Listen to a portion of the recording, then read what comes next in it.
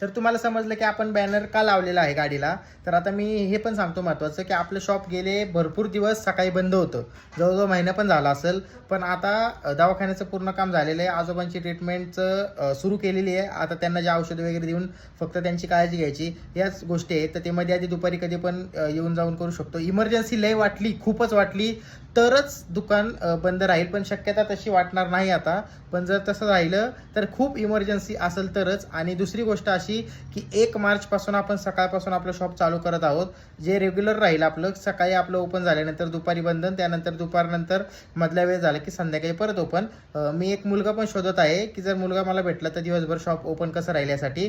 तर 1 मार्चपासून आपलं सकाळपासून शॉप चालू होणार आहे. तर मिसळपाव, वडापाव, पॅटीस, वडा सॅम्पल हे सकाळी असणार आहे आणि संध्याकाळी वडापाव, स्प्रिंग पटॅटो आणि मोमोज हे असणार आहे. तर तुम्ही लक्षात राहू द्या. आणि 1 तारखेपासून जे जे मिसळप्रेमी आहेत त्यांनी लवकर आपल्या शॉपला व्हिजिट करा. आणि मिसळ कशी आहे एवढ्या दिवसानंतर पण टेस्ट कशी आहे का हे मला नक्की सांगा.